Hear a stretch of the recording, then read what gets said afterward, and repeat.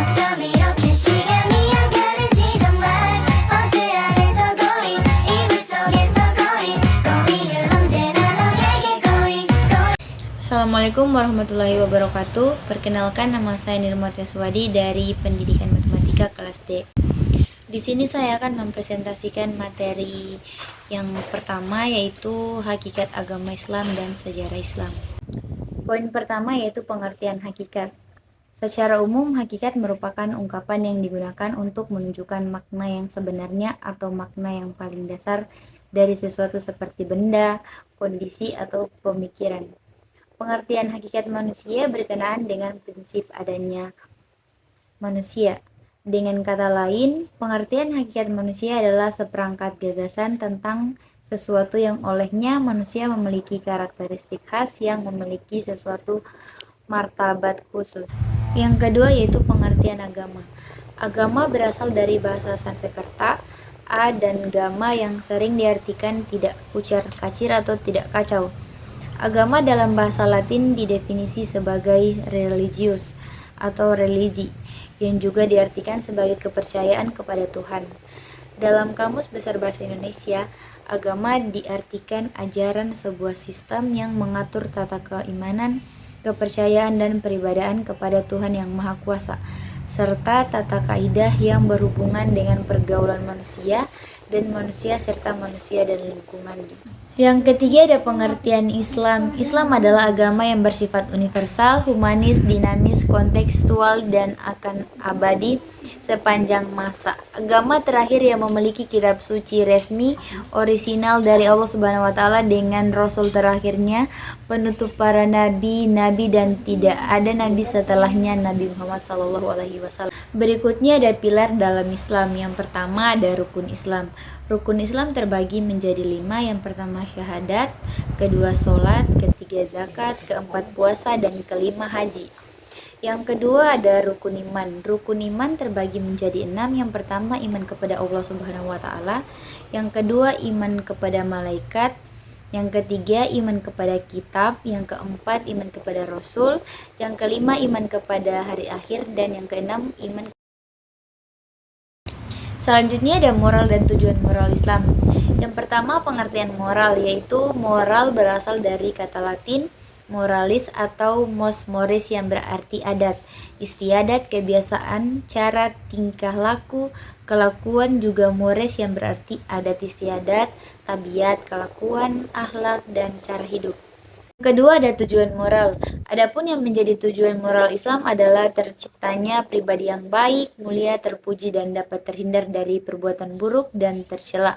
Pribadi yang baik berarti dapat berhubungan dengan baik dengan Allah Subhanahu wa taala, baik dengan sesama manusia, dan baik dengan lingkungannya. Sekarang kita masuk pada topik Islam rahmatan lil alamin. Rahmatan lil alamin merupakan istilah Al-Quran merujuk kepada tujuan utama dakwah yang diusung oleh Nabi Muhammad SAW.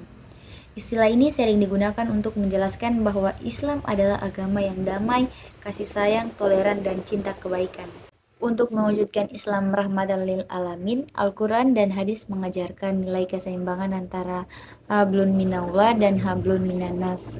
Hablun minallah tergambar dalam 12 poin, yaitu yang pertama beriman kepada Allah dan berpegang teguh dengan keimanan. Yang kedua menaati Allah dan Rasulnya. Yang ketiga mendirikan sholat. Yang keempat memakmurkan masjid. Yang kelima mengkaji ayat-ayat Allah di masjid. Yang keenam merasa diri banyak memiliki kekurangan dan berdoa supaya mendapatkan rahmat. Yang ketujuh istighfar, taubat, dan memperbaiki diri. Yang kedelapan mengikuti Al-Quran dan mendengarkannya dengan seksama. Yang ke-9 bertakwa. Yang ke-10 berjihad dengan harta dan jiwa. Yang ke-11 sabar ketika menghadapi musibah. Sedangkan ajaran tentang hablum minannas tergambar dalam 12 berikut. Yang pertama, profesional dalam bekerja. Yang kedua, saling berwala dengan sesama mukmin. Yang ketiga, amir ma'ruf nahi munkar. Yang keempat, membayar zakat. Yang kelima, berbuat baik kepada orang tua. Yang keenam, ukhuwah yang dibangun di atas dasar takwa. Yang ketujuh, hijrah. Yang kedelapan, menjadi orang soleh.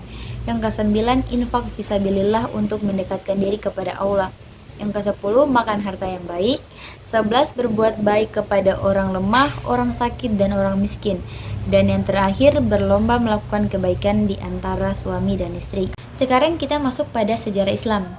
Sejarah Islam yang pertama dimulai dari periode klasik, dari 650 sampai 1250 Masehi. Menurut Harun Nasution, periode klasik sejarah Islam ini dipilih menjadi dua. Pertama, 650 sampai 1000 Masehi. Periode ini adalah masa ekspansi, integrasi, dan keemasan Islam. Dengan demikian, ini merupakan kemajuan Islam.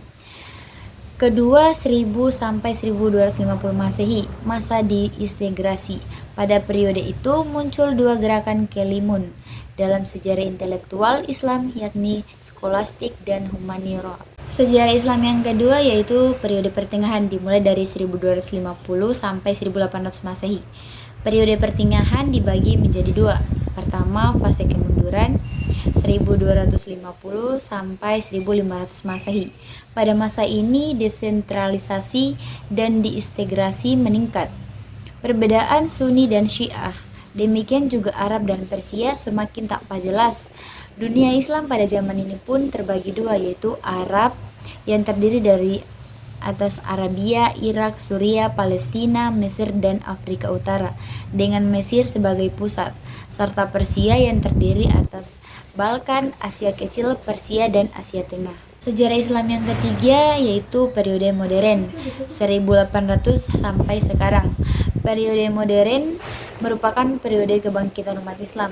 Masa modern dalam sejarah Islam ditandai oleh gerakan pembaruan dalam beragam bidang. Di antaranya ialah bidang agama, politik, dan ekonomi, ilmu pengetahuan dan teknologi, seni dan budaya, dan lain-lain. Itulah hasil presentasi dari materi pertama. Wabillahi taufiq wal hidayah. Wassalamualaikum warahmatullahi wabarakatuh.